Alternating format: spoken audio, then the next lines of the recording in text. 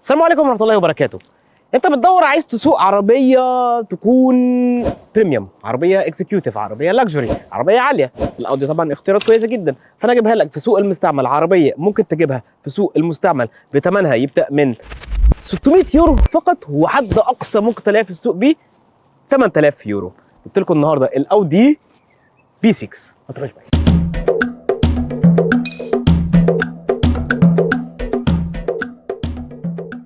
ليه بي 6؟ لان ده الجيل الثاني منها اللي طلع في سنه 2000 وانتهى في 2006 تقريبا. طب على فكره كان في بي 1 و2 بي 2 بي 3، لكن هي ما كانتش اسمها اودي اي 4 وقتها، كان ليها اسم ثاني خالص قدامكم اهوت. طيب هي من فئه الكومباكت اكسكيوتيف، او ثاني اكبر فئه في مجموعه اللكجري كارز او العربيات الاكسكيوتيف. فاصبحت بتنافس حاجات في السوق وقتها زي البي ام دبليو 3 سيريس، المرسيدس سي كلاس، اللكسس اي اكس، والفولفو اس 60.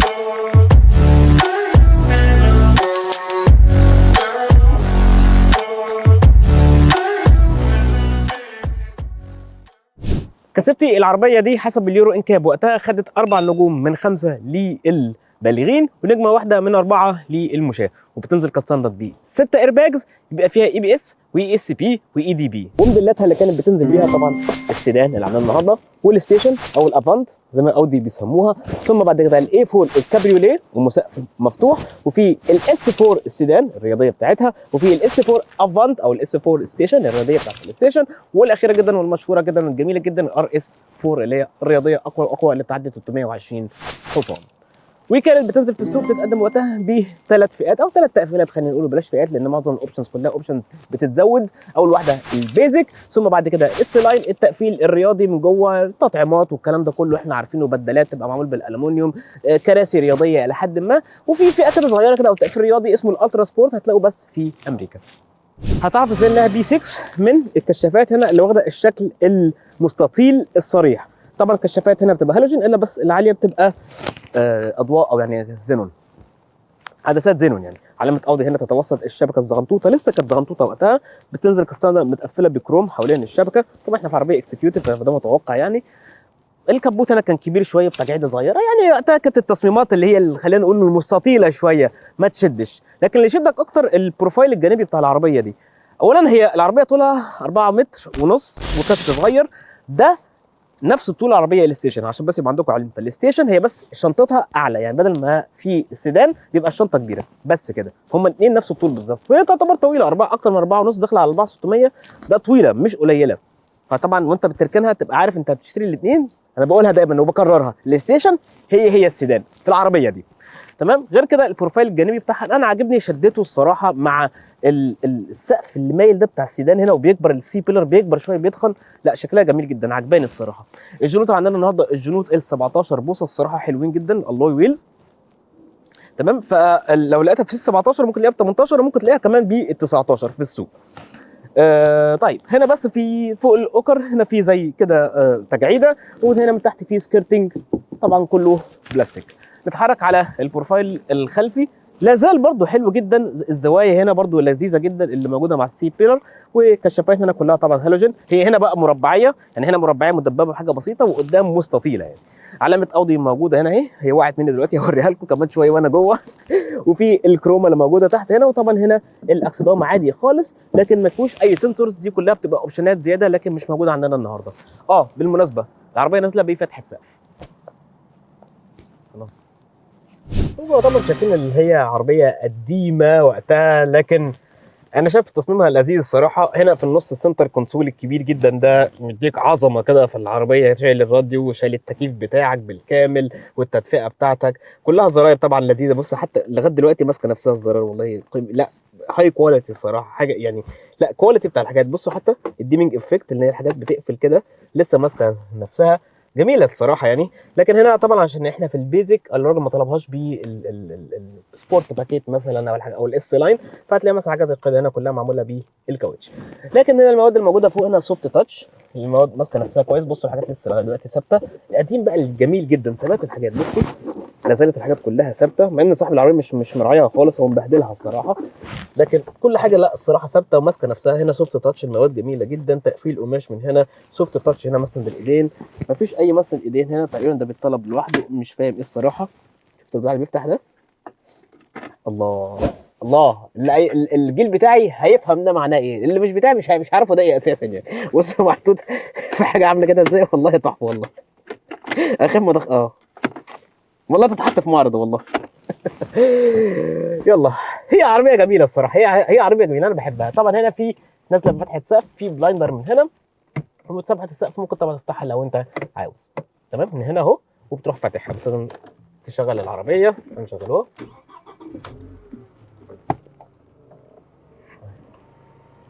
سلام. كده بقى الصراحه عندك فتحه سقف جميله جدا، ومدخله لك هوا في اليوم المشمس الجميل جدا ده.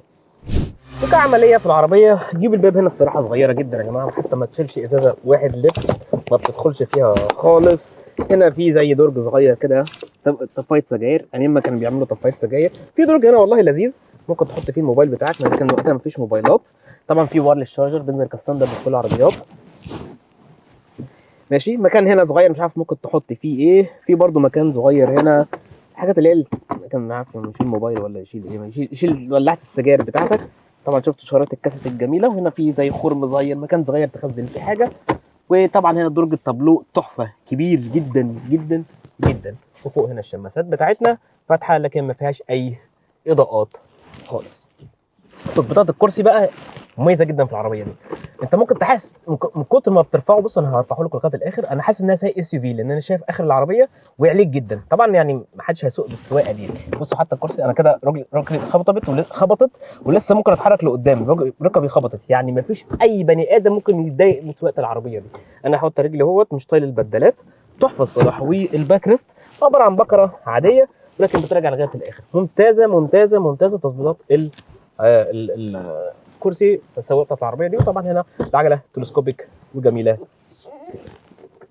لو بصينا هنا هنلاقي الشبابيك هنا بس بتنزل، او قدام كانت ستاندرد في العربيه دي بس اللي بينزلوا يبقوا الكتريك زي ما احنا شايفين. الكشافات هنا ما فيهاش اوتو، لكن فيها فوجات اماميه وخلفيه وزوايا الاضاءه وكل حاجه موجوده عندك الصراحه اللي هتريحك. الشاشه اللي في النص دي هي شاشه كلها، او يغلب على الالوان هنا كلها اللون الاحمر كشاشات، يعني كلون شاشه العربيات القديمه كلها. وهنا الشاشه بس بتطلع فيها من المود من خلال هنا، وبس بتقلب في الاوبشنز الموجوده البسيطه جدا اللي موجوده في الشاشه، وعدادات انالوج واضحه وصريحه. وهنا فوق في السنسورز بتاعتنا صريحه جدا وواضحه جدا، كل حاجه موجوده في مكانها جميله جدا. وهنا طبعا الراديو بتاعنا والتكييف زي ما قلنا. الكنبه اللي ورا دخولها ممتاز. فتبص يا جماعه، تكاد تكون 90% الفتحه، زاويه الفتح، لكن الفتحه هي مش كبيره قوي. كواحد بالغ هيخش مش هيتضايق الصراحه. ولو بتدخل اي نوع من انواع كرسي الاطفال برده مش هتضايقك، كويسه مقبوله يعني، مش افضل حاجه لكن مقبوله فوق الجيد. طيب دخلنا لجوه. علامه اودي كنت قلت لكم من شويه هي وقعت مني، معلش صاحب العربيه هركبها لك ان شاء الله. ورا. طيب الملاحظ المساحات اللي جوه، المساحات جيده جدا بالنسبه للفئه دي. مساحه الركبه عامله ازاي؟ طبعا هنا تقفيل بلاستيك زي ما انتم شايفين. مساحه الراس والله جيده جيده جدا كمان. رجلي بتخش تحت الكرسي، يعني انا رافعه لغايه الاخر، كنت بجربه لكم من شويه، فلو حد نزله رجلك مش هتخش تحت الكرسي. لكن المساحات اللي ممكن تلعب بيها في الرجل والله مش بطاله. التقفيلات اللي هنا يعني اقل شويه جوده من قدام، هنا بقى ابتدى يغش شويه، لكن هنا زي ما شفنا نفس الترمات اللميعه اللي موجوده قدام، ونفس المواد المستخدمه بالظبط قدام، وعلى نفس القماش اللي مستخدم هنا من قدام. الملاحظ هنا ان مفيش اي مكان تخزين خالص، مفيش اي جيوب للباب هنا. لكن هنا في طفايه السجاير وحاططها لك اهيت. بحب قوي البتاعات القديمه دي والله، فكرني بالزمن الفني الجميل. وهنا على الجنب في مسند ايدين لذيذ الصراحه. ممكن هنا مفيش اي ايزوفيكس خالص للاطفال للاسف، معرفش ليه. ويبقى فيه هنا النفق بتاعنا نفق عالي جدا، لكن هو مش عريض. تعالوا نقول الكرسي اللي في النص. النظام الكرسي اللي في النص انشف جدا جدا جدا واعلى جدا، يمكن 3 سم تقريبا يعني. انا حاسس بنشفان غريب جدا. انا لو قعدت هنا المسافه طويله مستحيله، انا هيجي لي انزلاق غضروفي او ظهري هيتنى او هيحصل لي حاجه كده، هتعجز ما اعرفش يعني. المهم، لكن طبعا مساحه الراس طبعا زي ما شايفين قلت جدا وبقت يعني ما فيش اصلا مساحه للراس، فالكرسي ده مناسب فقط للاطفال. هو دايما العربيات الاكسكيوتيف دي معمول انها تنقل اثنين اكتر من انها تنقل ثلاثه يعني، فده المتوقع منها. هنا في مماسك الايدين مدفونه جوه الازاز، جوه السقف بتاع العربيه، وفي طبعا الهوكات الخطافات بتاعتها. شنطتها الصراحه مميزه جدا وجميله جدا.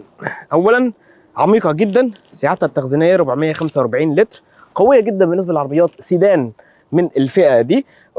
عمليا قدرنا نحط ايه؟ قدرنا نحط شنطه سفر كبيره، اتنين وسط واثنين صغيرين، فممتازه الصراحه. ولسه ما كناش نزلنا كمان الكراسي اللي قدام. طيب هنا في بروز تحميل الصراحه عالي جدا، مكان تخزين هنا صغير، ومكان هنا برضو تخزين صغير، اضاءه واحده من هنا بس، مفيش اي حاجه ثانيه خالص. وفي الارضيه اللي تحت الصغيره دي لو فتحناها بيبقى فيها العجله الاستبن النازله ستاندرد مع العربيه في كل الفئات. وعلى فكره المساحه دي هي نفس المساحه الموجوده في الستيشن، ولكن طبعا ما بيبقاش فيه السقف الحديد ده، فممكن تعلي كمان بكميه الشنط او الحاجات اللي انت بتخزنها. ولو نزلت الصف الثاني من الكراسي فبتصبح المساحه التخزينيه، السعه التخزينيه 1147 لتر. المواتير، بص هي الشبكه جزء من الكبوت، التصميمات القديمه بتاعت العربيات يعني. طيب شايفين طبعا الفتحه هيدروليك، لكن هنا العزل الحراري عباره عن قصدير كده بس، مفيش عزل حراري قوي، لكن تقفيل هنا العربيه لذيذ جدا، وفي شيلدنج كويس للموتور. شايفين طبعا التربو الموجود في العربيه، لان العربيه دي من العربيات مش يعني السباقه في موضوع التربو. طيب المواتير اللي كانت بتنزل بيهم انا مجمعها لكم كلهم هم. في مواتير بنزين ومواتير ديزل، فيهم جر امامي وفيهم دفع رباعي اللي هو الكواترو، نظام بتاع الاودي حتى في الجيل ده. طيب في منهم 4 سلندر وفي منهم في 6، هو واحد بس الموجود في 6. اللي عندنا النهارده اللي هو الموتور ال 1.8 لتر تربو، هم كلهم تربو على فكره، حاجه كويسه جدا مع انه قديم، بس يمكن التربو ده برده من الحاجات اللي سببت مشاكل في الاعتماديه في العربيه دي، قاعدين بقولها قدام من عيوب العربيه الاعتماديه وموضوع التربو بتاعها مشاكله كتير، فلازم تكشف عنها كويس جدا. طيب الموتور ده مربوط بنقل السرعه 5 سرعات المانيوال، ده اللي عندنا النهارده. والاوتوماتيك بتاعه بينزل على فكره سي في تي، كان لسه بيعملوا سي في تي مش دول كلاتش، ما لقاش لسه نظام دول كلاتش بتاع الفولكس فاجن.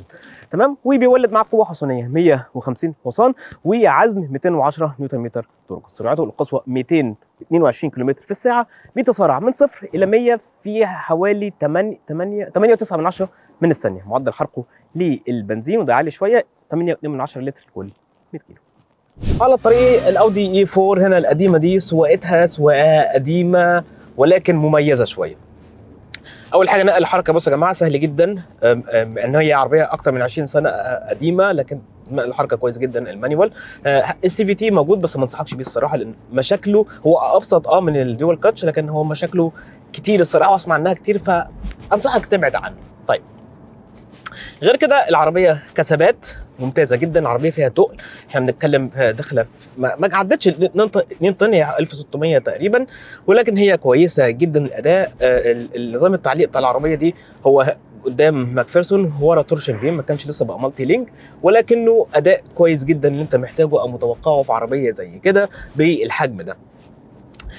عزل الصوت والتعامل على الطرق السريعه ده انصح جميله جدا جدا. العربيه دي فيها ثبات مطلق الصراحه، العربيه دي جميله جدا في عزل الصوت فيها وثباتها على الطرق السريعه، وطلعت بيها وسافرت بيها وعملت بيها حركات وزي الفل. تمام. الحاجه جميله جدا في العربيه دي ان هي مزوده بانتي رول بارز، فلو خدت كورنر زي اللي خدته من شويه ده، فالميل بتاع العربيه بيقل جدا لما بتاخد ملفات قويه، فبيمسك العربيه شاسيه العربيه عشان العربيه ما تملش منك. طبعا هي عربيه اكسكيوتيف، فده يعني متوقع فيها انك تلاقيها وهو موجود فيها الصراحه. نظام التعليق هو خلينا نقوله متوسط شويه، ما فيهوش نفس الحديه، او خلينا نقوله السواقه الرياضيه اللي موجوده في بي ام 3 سيريس من وقتها، او نفس الراحه اللي موجوده في المرسيدس، حاجه ما بينهم. تمام. طيب حاجه بقى هنا مهمه في العربيه دي هو الفرامل بتاعتها، نظام الفرامل القديمه اللي هو عشان تحس بيه، بصوا لازم تدوس جامد جامد جامد جامد جامد جامد جامد عشان يعني الفرامل تشتغل معاك يعني. فخلي بالكم بس من الحته دي، اللي عايز يجيب العربيه دي خلي باله بس من الحته دي، ويشوف يعمل لها تجربه كده سواقه، ويشوف الفرامل دي فعلا هتفيدك او يعني هتعرف تتعامل بيها ولا لا، او ممكن تضايقك ولا لا. دي حاجه بسيطه فيها. حاجه برضو انا ملاحظها ان هنا الدبرياج عشان يلقط معاك محتاج تسحب يا توصل لمستوى فوق عالي قوي وبيبقى نقطه صغيره الموتور بيلقط معاك والريفتنج بتاعك بيعلى معاك. يعني هي حته صغيره بس جربها، يمكن هو صاحب العربيه يكون معليها، انا ما اعرفش، هو اداها لي وقال له خد وعيش بيها اهو، ما اعرفش هو يمكن معلم موتور، ما اعرفش. فانت لازم تعمل لها تجربه سواقه الاول قبل ما تشتريها وتشوف فعلا الموضوع ده انظم. التسارع بقى والتربو بيلقط على طول لقطه، لا يعني بص اهو لقط التربو على طول اهو، يعني لاج بسيط جدا. احنا بنتكلم في عربيه الموديل دي سنه 2001، فممتازه كويسه جدا، ما نقدرش نتامر او ما نقدرش ان احنا نشتكي. يمكن بس الرقم الحرق بتاعها اللي هو 3.6 ده، اسف 8.6، ده رقم انا شايف ان هو عالي شويه الصراحه ومبالغ فيه، لكن هي العربيه في الاخر هي عربيه كبيره، هي عربيه حجما كبيره وده متوقع فيه. الحاجه برضو اللذيذه جدا في العربيه دي ان التيرنينج سيركل بتاعتها، او انها تاخد اللفه الكامله بتاعت العربيه دي، تمام، بص اللفه الكامله بتاخدها في اقل من 11 متر، 10 و6 من 10، ودي حاجه كويسه جدا الصراحه فيها. في عربيات هاتشباك دلوقتي ما بتاخدش نفس اللفه دي، فهم الميكانيكا بتاعتها لعبوا فيها كويس جدا الصراحه، ان هم يعملوا لك التيرنينج سيركل ده فيخليها المنوره فيها جوه المدينه كويس. لكن هي الصراحه العربيه الباور ستيرنج بتاعها مش حلو قوي، هو تقيل، بصوا يعني تقيل قوي، بصوا تقيل شويه، فهيتعبك الصراحه. فهي عربيه قديمه مش هنشتكي قوي منها. النظام بتاع العربيه دي هنا كان في هنا قبل كده بتنزل بالشاشه وبالتليفون القديم، لو انتوا فاكرين، انتوا شفتوا الكاسيت من شويه كانت برضو بتنزل بالتليفون، فلذيذه، ممكن تلاقيها بالشاشه اللي فيها الجي بي اس، ممكن يعني. تمام. حاجه اخيره هقولها، الرؤيه من قدام، الرؤيه كويسه جدا هنا من الاي بيلر كويس جدا، كذلك برضو السي بيلر اللي ورا صغير وطرف السباك صغير، فهتعرف تركن مفيش اي مشاكل. ولكن طبعا هي ما عندناش سنسورز، السنسورز بتبقى حاجه اوبشن، تمام، مختلف، ممكن تلاقيه وممكن لا، فانت وحظك يعني. تمام. واخيرا لو انت بتدور على عربيه زي دي، فتوقعش ان انت هتسوق عربيه سواقه رياضيه، عايز الرياضيه بتاعتها هات الاس بتاعتها او الار اس لو انت عايز السواقه الرياضيه، ولكن السواقه العاديه انا شايفها دي هتكفيك جدا. تمام. انا باخد ملفات اهوت على سرعه عاليه جدا، وعربيه بتتسارع معايا، صوت الموتور يمكن عالي شويه عشان هو قديم، ولكن ده المتوقع يعني في عربيه بالحجم ده.